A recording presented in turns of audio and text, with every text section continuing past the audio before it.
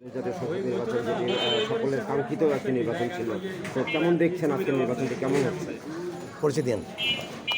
আমি এই ওয়ার্ডের সাবেক আমার এই পাশটা হচ্ছে 6 নম্বর আসন, ওই পাশটা 7।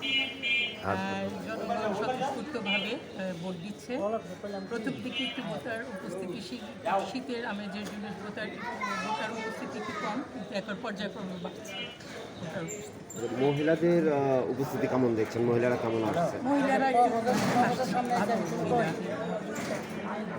সংখ্যালঘু যারা আছেন, অন্যান্য সম্প্রদায়ের যারা আছেন, তারা কি আসছেন ভোট দিতে?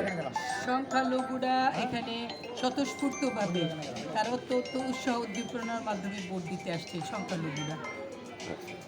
তো কোনো জায়গায় কি কোনো অপ্রীতিকর ঘটনার কোনো খবর পেয়েছেন কিনা?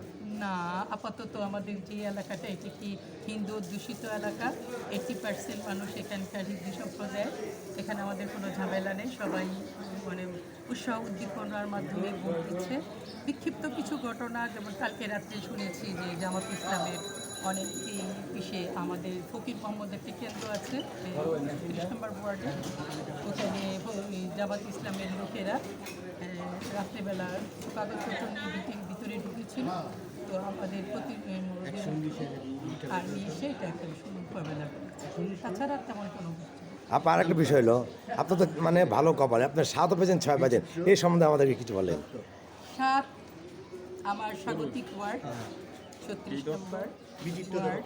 আমি এখান থেকে বিগত 23 বছর কাউন্সিলর ছিলাম।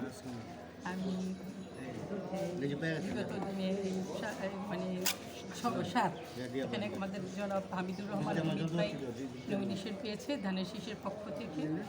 আল্লাহ রহমত, ওনার খুব জনপ্রিয়তা বেড়ে গেছে, উনি ভোট দিচ্ছেন, মানে ওনাকে অনেকেই পছন্দ করেন, ভোট দিচ্ছেন।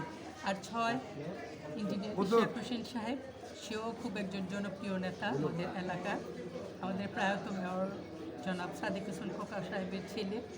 আর সবচেয়ে বড় কথা হচ্ছে যে সেই ইয়াং জেনারেশন জনগণ তাকে স্বতঃস্ফূর্ত। আপনার 2 ক্যান্ডিডেটকে কতটুকু আশাবাদী তাকে আপনারা জয় করে নিয়ে আসবেন? ইনশাআল্লাহ আমার 2 ক্যান্ডিডেটে বিপুল ভোটে জয়যুক্ত হয়ে আসবেন বলে আমি আশা করি। ধন্যবাদ।